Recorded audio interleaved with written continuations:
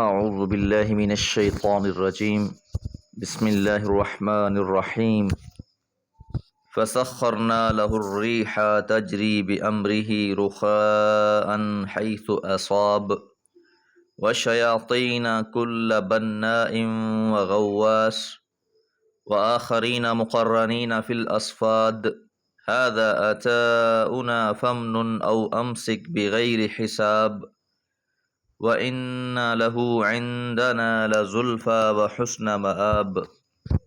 سورہ صاد آیات 36 سے 40۔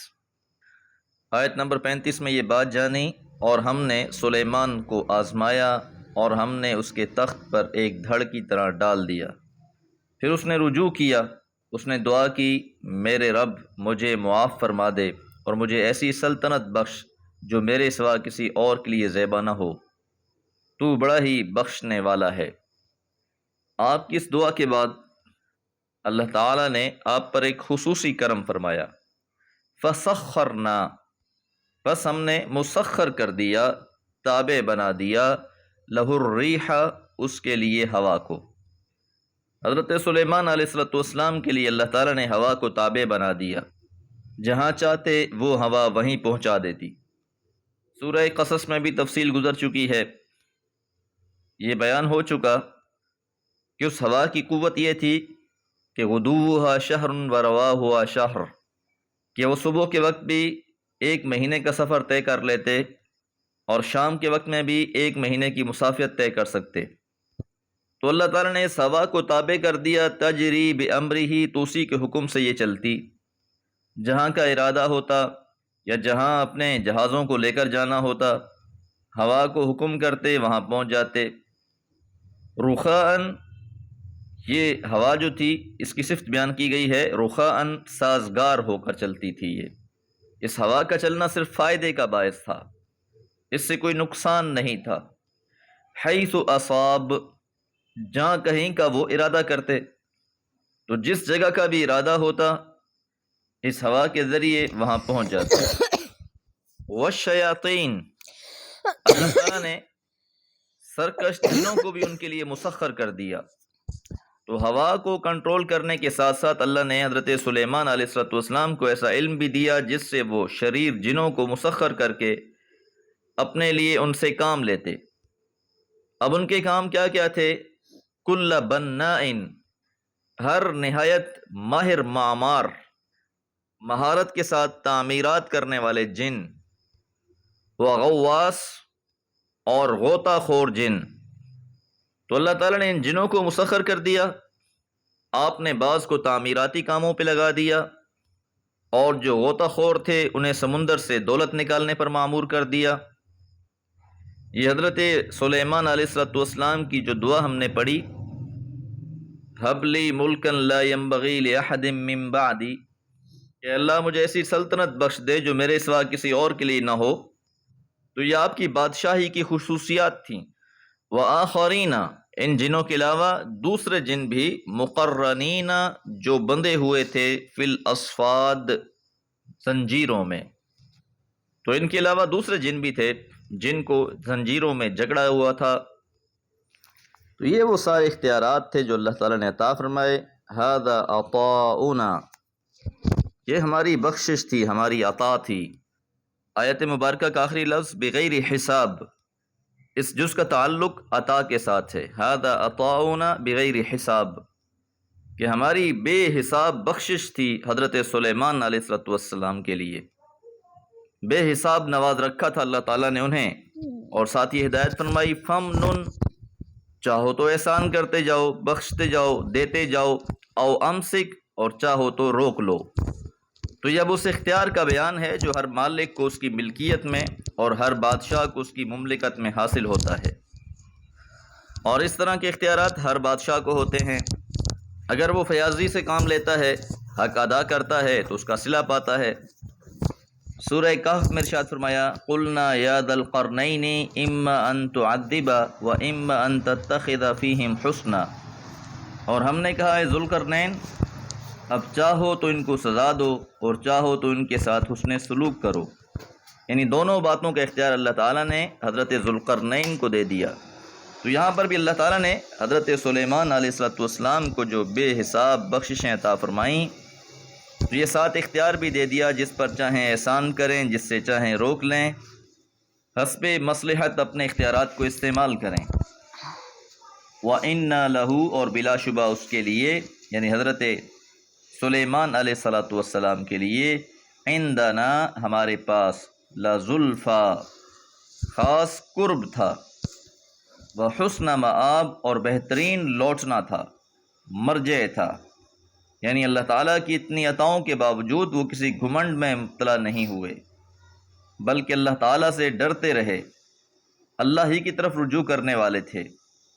اس وجہ سے ان کو اللہ کے ہاں ایک خاص مقام حاصل ہوا، اور آخرت میں بھی بہترین جگہ نصیب ہوگی۔ ہر انسان کو یہ بات سمجھ لینی چاہیے کہ ہم پر جو بھی عطا ہے، جس چیز سے بھی نوازے گئے ہیں، وہ محض اللہ کا انعام ہے، اس نے اپنا کرم فرمایا ہے، اور اگر ہم اس کے شکر گزار بندے بنیں گے تو دنیا میں وہ نعمتیں بھی قائم رہیں گی اور آخرت میں بھی اچھا صلہ ملے گا۔ اور اگر خدا نخواستہ ان عطاؤں پر کوئی انسان متکبر ہو جاتا ہے، ان نعمتوں کو اپنی قابلیت سمجھنا شروع کر دیتا ہے، اپنے اختیارات کو بیجا استعمال کرنا شروع کر دیتا ہے، تو یاد رہے دنیا میں بھی پھر وہ ان نعمتوں سے محروم کر دیا جاتا ہے، اور آخرت میں انجام بھی بہت بد ہوتا ہے۔ دعا ہے اللہ تعالی ہمیں اپنے مقرب بندوں میں سے بنا لے۔ وما علی الا البلاغ۔ اعوذ باللہ من الشیطان الرجیم، بسم اللہ الرحمن الرحیم۔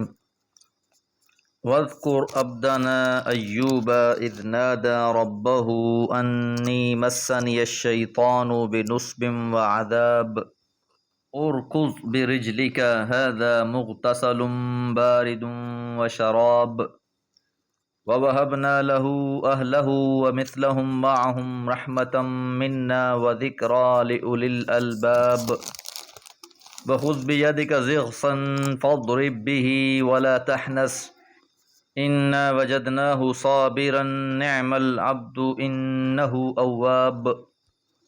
سورہ صاد آیات 41 سے 44۔ حضرت داؤد علیہ السلام اور حضرت سلیمان علیہ السلام کا تذکرہ کرنے کے بعد اب چند ان انبیاء علیہم السلام کا تذکرہ فرمایا جا رہا ہے جن کو بڑی بڑی آزمائشیں پیش آئیں، لیکن وہ ان سے دل برداشتہ نہیں ہوئے، مایوس نہیں ہوئے، بلکہ انہوں نے حالات کا سامنا بڑے صبر و استقامت سے کیا، اور ان تکالیف میں اللہ تعالیٰ کی طرف ہی رجوع کیا، اور پھر اللہ تعالیٰ نے اپنے ان خاص بندوں سے ان تکالیف کو دور فرمایا اور انہیں نعمتوں سے نواز دیا۔ وَاذْكُرْ، اور تذکرہ کریں، یاد کریں، عبدنا ہمارے بندے، ایوب علیہ السلام کو۔ حضرت ایوب علیہ السلام اللہ کے برگزیدہ انبیاء میں سے ہیں۔ اللہ نے بہت سی نعمتوں سے نواز رکھا تھا، مالی لحاظ سے بھی بہت خوشحال تھے، اہل و عیال میں بھی برکت عطا ہوئی، ہر وقت اللہ کی بندگی میں مشغول رہتے۔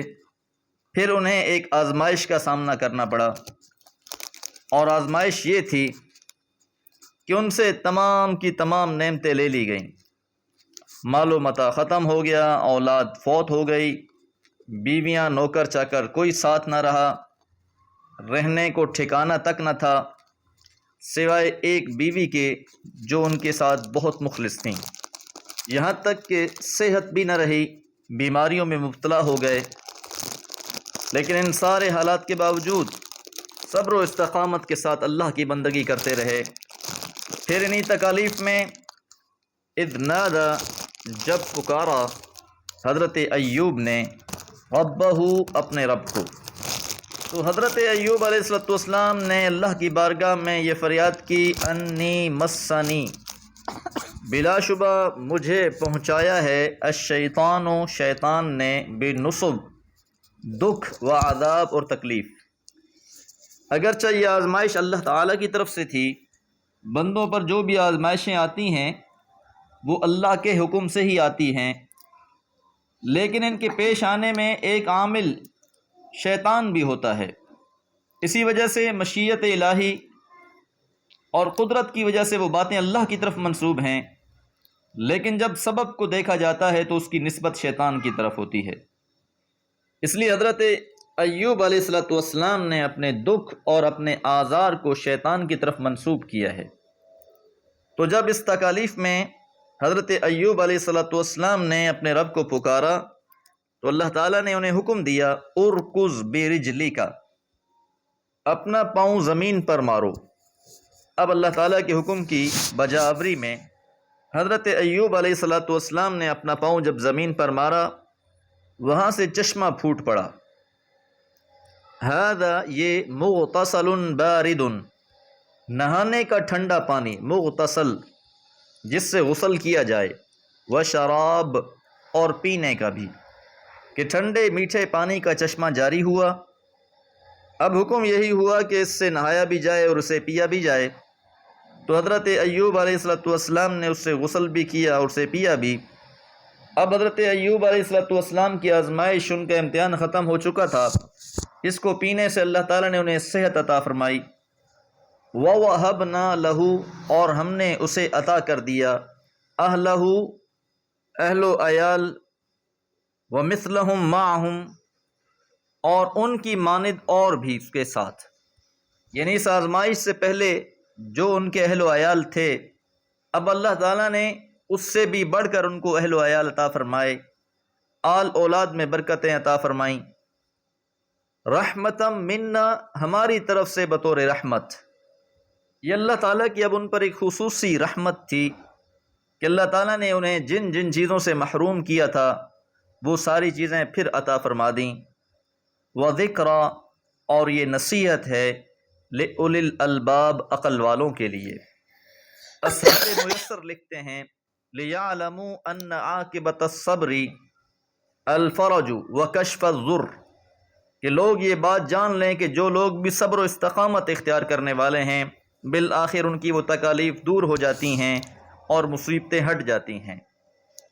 اسی بیماری کی اثناء میں ایک دن آپ اپنی بیوی سے ناراض ہوئے۔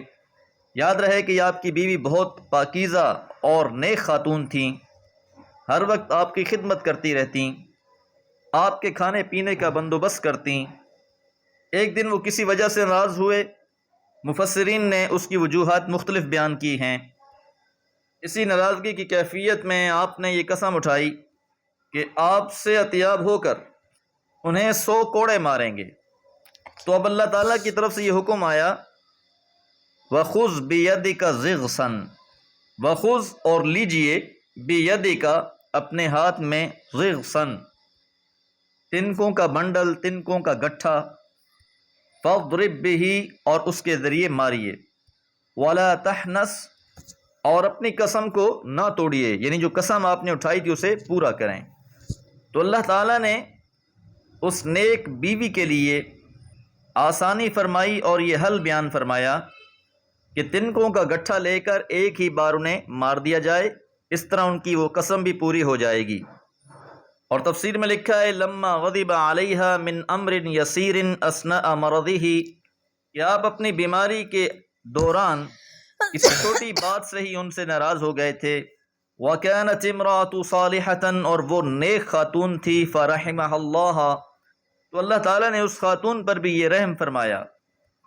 اِنَّا، بلا شبہ ہم نے، وجدناہ، پایا اسے، یعنی ایوب علیہ السلام کو، صابراً، صبر کرنے والا، کہ ان ساری تکالیف میں انتہائی صبر و استقامت سے کام لیا۔ نعم العبد، کیا ہی خوب بندہ تھا، انہ، اور بلا شبہ وہ، اواب، خوب رجوع کرنے والا تھا۔ تو جو بندے اللہ کی آزمائش پر پورے اترتے ہیں، ایسے بندے اللہ کو بہت پسند ہوتے ہیں، اللہ کی رضا پر راضی رہنے والے ہوتے ہیں۔ حضرت ایوب علیہ السلام بھی انہی میں سے تھے، اور کیا ہی خوب اللہ کے وہ بندے تھے، کیا ہی ان میں عبدیت تھی کہ جس حال میں بھی انہیں اللہ نے رکھا وہ اس حال پر راضی رہے، اور وہ ہر حال میں اللہ ہی کی طرف رجوع کرنے والے تھے۔ دعا ہے اللہ تعالی ہمیں سیرت الانبیاء سے نصیحت حاصل کرنے والا بنائے۔ وما علیہ الا البلاغ۔